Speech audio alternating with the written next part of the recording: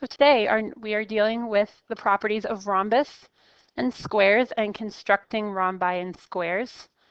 So we are continuing the quadrilaterals unit, and in front of you, you should have the notes that say rhombus properties, square properties, construct rhombi and squares. If you do not have them, get them out or go to your teacher's Fusion page and print them out off of Fusion.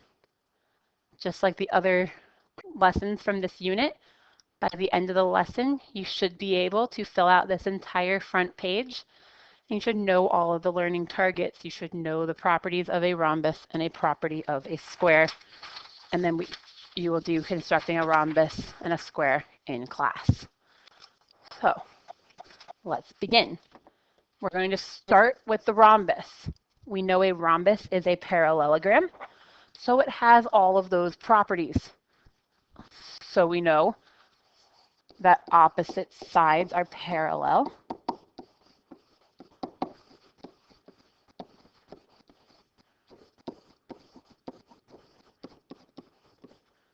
We know opposite sides are congruent.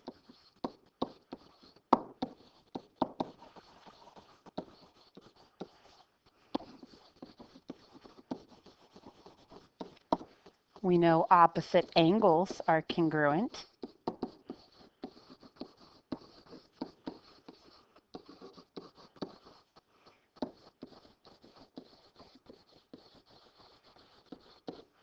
We know consecutive angles are supplementary, so they add up to 180 degrees.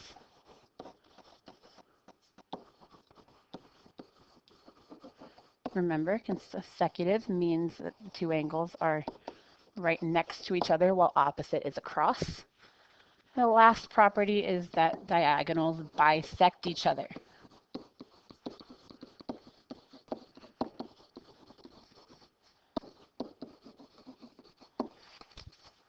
So since those are true for a parallelogram, and a rhombus is a parallelogram, they're also true for rhombi. Rhombi also have a couple of other properties, just like your rectangles had other properties. The first one is a rhombus is a parallelogram with 4 congruent sides. So if ABCD is a rhombus, then AB is congruent to BC. They're congruent to CD and to DA. So then all 4 sides would be congruent. A rhombus is another property of rhombi. A rhombus is a parallelogram whose diagonals bisect opposite angles.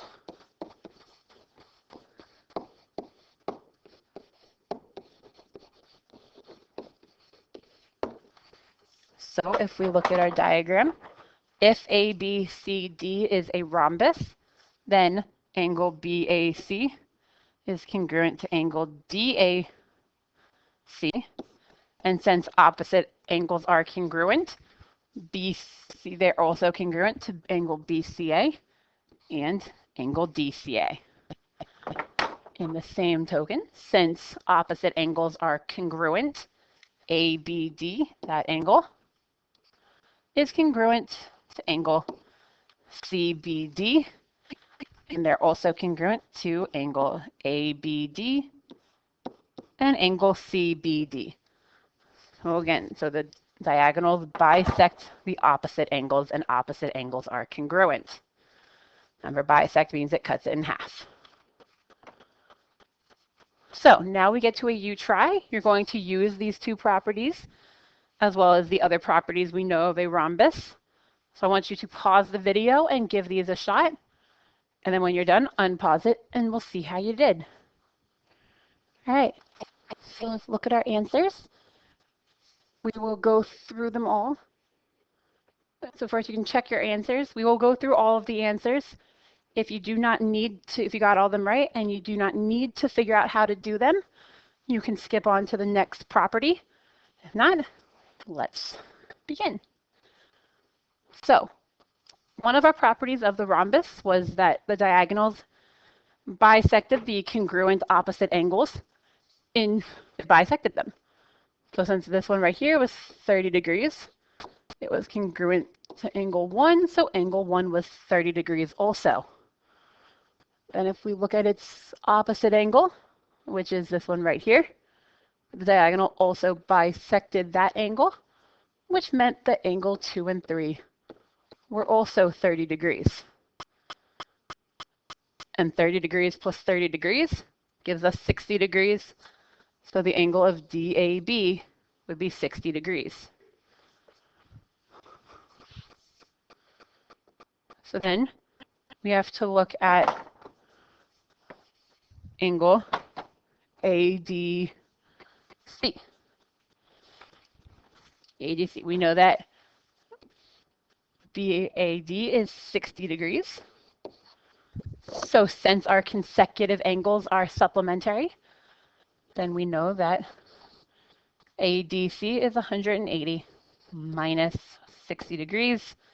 So we get that it is 120 degrees, which also makes its opposite angle, angle ABC, also 120 degrees. And then if we want to figure out angle 4, remember your diagonal bisected your angle. So it split the 120 degree angle in half. So we get that the measure of angle 4 is 60 degrees. And since it bisected the angle, measure of angle 5 is also 60 degrees. And since ABC is opposite, ADC, angle 6 and 7 are both also 60 degrees. So then we get to looking at angle 8 and angle 9 and 10. So if we look here, we have this angle was 30 degrees. Angle 7 was 60 degrees. And with angle 8, those three angles make a triangle, and a triangle has to add up to 180 degrees. So if we have a 30 degree angle, a 60 degree angle, we have 90 degrees left over in our triangle to make up our 180. So that makes the measure of angle 8 90 degrees. Using our linear pairs, angle 9 would also be 90 degrees. Then using the fact that either 8 and 10 are vertical angles or 9 and 10 are a linear pair, angle 10 would also be 90 degrees. So our diagonals, if you look at that, all 4 of those angles are 90 degrees. Our other new property with rhombi dealt with the sides. All of our sides are congruent. So if AB is 26 inches, BC is 26 inches, DC is 26 inches, and DA is also 26 inches. So that gave us N through P. Now, if we look at one of these little triangles on its own and fill in the information we have,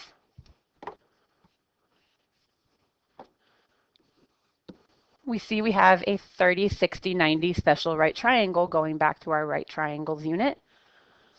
And if we are looking for the measure of EC, that's this one here. It's opposite the 60 degree angle.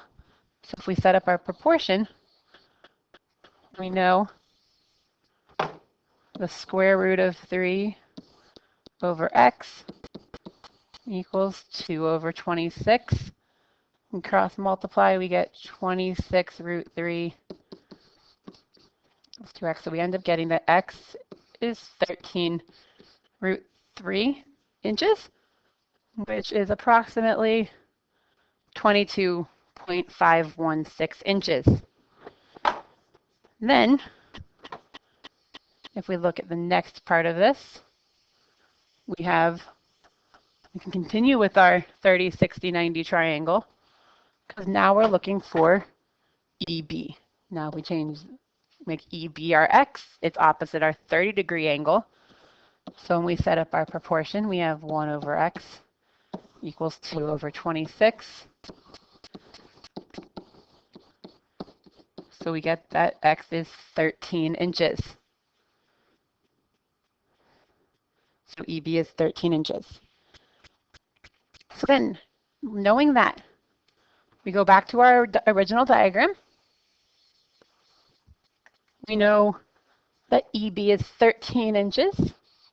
We also know the diagonals bisect each other because a rhombus is a parallelogram, which would make the length of DE also 13. So if we add those two up, we get 13 plus 13, which is 26 inches. Another way to do that is there's 2 halves, so 13 times 2 gives you the 26. You're going to do something similar for the length of AC. This time we know that CE is 13 radical 3, which would also make AE 13 radical 3. So we can do 2 times 13 radical 3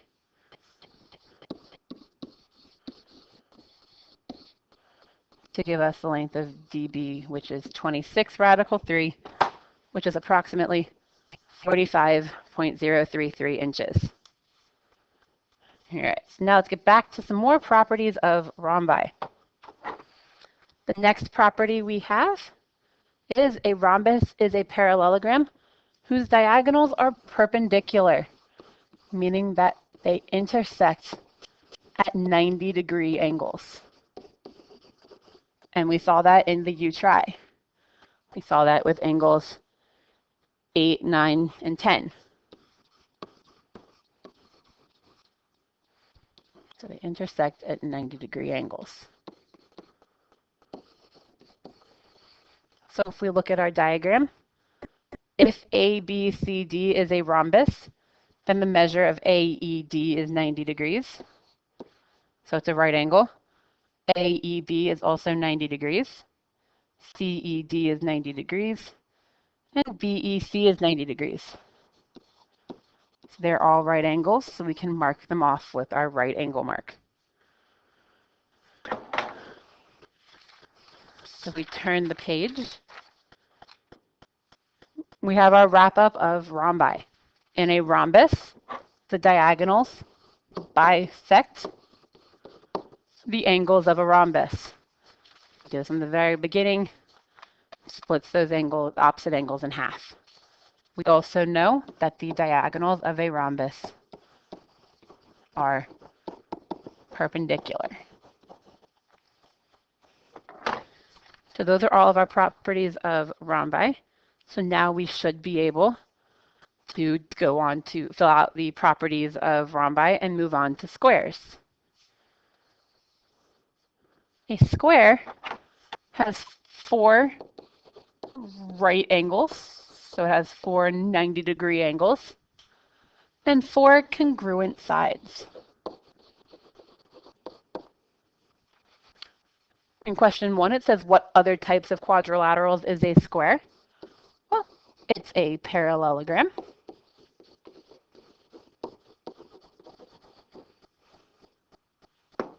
It's a rectangle since it has 4 right angles. It is also a rhombus because it has the 4 congruent sides.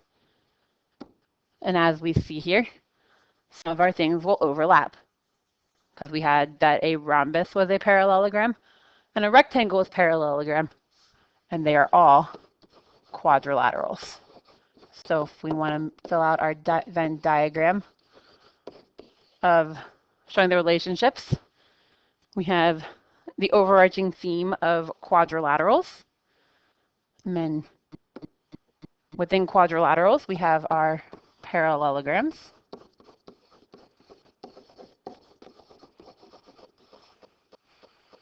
Our 2 overarching types of parallelograms. We have our rectangles, which have the 4 90-degree angles.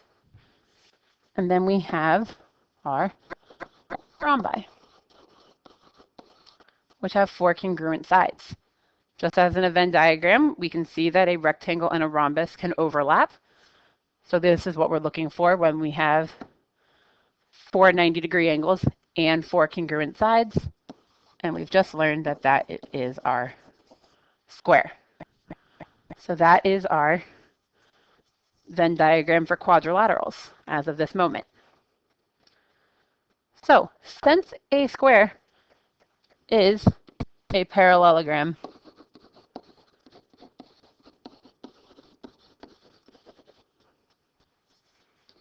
a rectangle, and a rhombus, all the properties we've learned for parallelogram, rectangle, and rhombus must apply for squares. And if you're in my class, you know I like to color code things. So I'm going to list all of mine based on the color. So since we know it's a parallelogram, we have our opposite sides are parallel.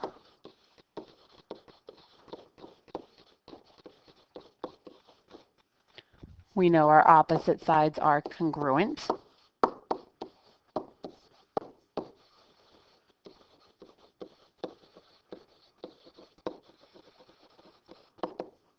We know our opposite angles are congruent.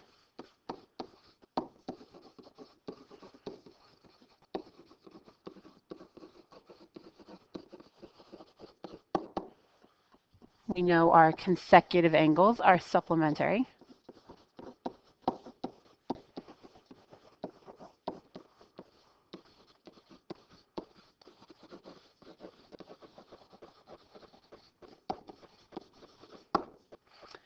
And lastly, since it's a parallelogram, we know our diagonals bisect each other.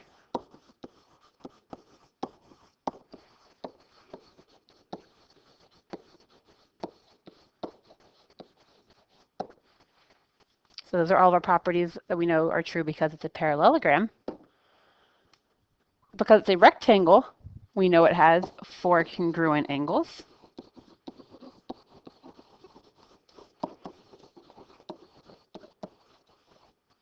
And we know that the diagonals are congruent.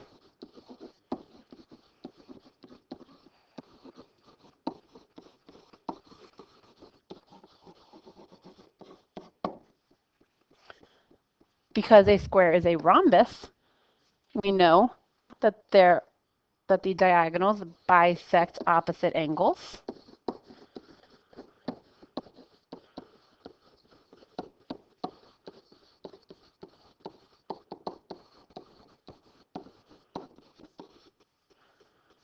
We know that there are 4 congruent sides.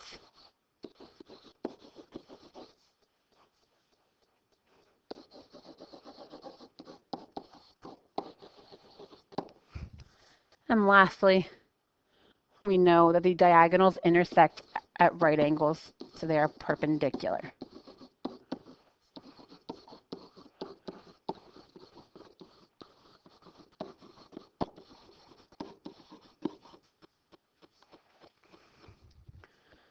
So we have 10 properties we know for a square. So we're going to go on to the next page. And here are some problems to try using your properties. I want you to try the first one, pause the video, and then when you're done, unpause it, and we'll go over it. All right. So if you try 1, I have 2 different methods to solve it depending on how you solve the square. Since we know it's a square, we know the diagonals bisect each other. We know the diagonals are congruent. So each half of both diagonals are congruent. We also know that the diagonals bisect each other at 90-degree angles. So we know we have a right triangle. Since we know that the halves of both of our diagonals are congruent, we know since 1 is 9, all of them are 9. So we can use our Pythagorean theorem to find x, remembering that x is our hypotenuse. So we get x is equal to the square root of 162, or 12.727 feet. You also could have used the fact that the diagonals bisect the opposite angles And since the opposite angles in a square are 90 degrees, going back to our special right triangles, that's a 45, 45, 90 triangle. With our legs are 9s and our hypotenuse is x. So we can set up our proportion. 1 over 9 equals root 2 over x. We get 9 root 2, which is the same thing as the square root of 162. So we would still get 12.727 feet.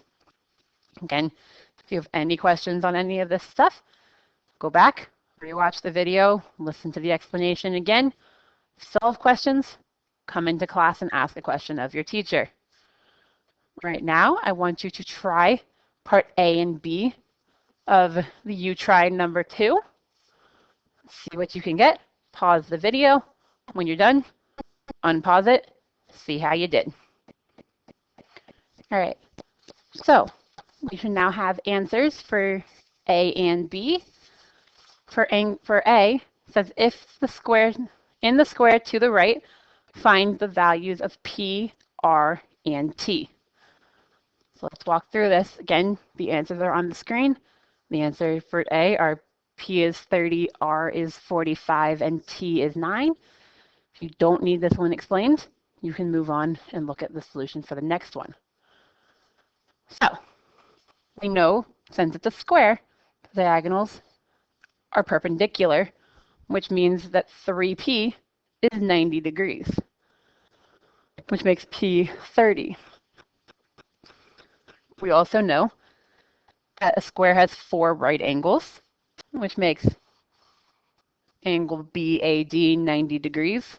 And since the diagonal bisects that angle, we know that that R is 45 degrees because it's half of 90. 90 divided by 2 gives us the 45. Since it bisects the angle and bisects opposite angles, we know that 5t also would have to equal 45 degrees. So we get that t is 9. So then we look at B, and it says find the values of x and y. If BF is 4x minus 3, FD is 5y minus 13, and AC, the entire diagonal, is 6y minus 3. So the first equation is the easier one. We know that the diagonals bisect each other, so we know that 4x minus 3 equals 5y minus 13.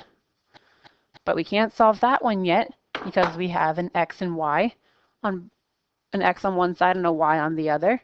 So we need another equation that only has one of our variables in it. So we want to try to write out an equation that only uses y, since we know that AC is 6y minus 3. Well, since the diagonals bisect each other, and half of BD is 5y minus 13, we know that the BD would have to be the same thing as 2 times 5y minus 13, which is where I got my equation that has the blue arrow next to it. So then I solve that using our awesome Algebra 1 skills with solving multi-step equations and variables on both sides. We get our variables to one side, our constants to the other, and we end up getting that y equals 5.75. Once we get that answer, we can then go plug it into our first equation of 4x minus 3 equals 5y minus 13. We know y is 5.75, so we plug that in wherever we see y. So in our case, we would end up with 4x minus 3 equals 5 times 5.75 minus 13. Combine your like terms, move your 3 over to the other side, isolate your x, and we get that x is equal to 3.9375. So that is all of our information for rhombi and squares. So if we look back at the very beginning, you now should be able to fill out all of learning target 1 and 2. You should know all of your properties for a rhombus and all of your properties of a square. We will go over all of 1 and 2, fill that out, as well as your constructing rhombi and square in class. That is the entirety of the lesson. Come in tomorrow with any questions you might have. See you tomorrow.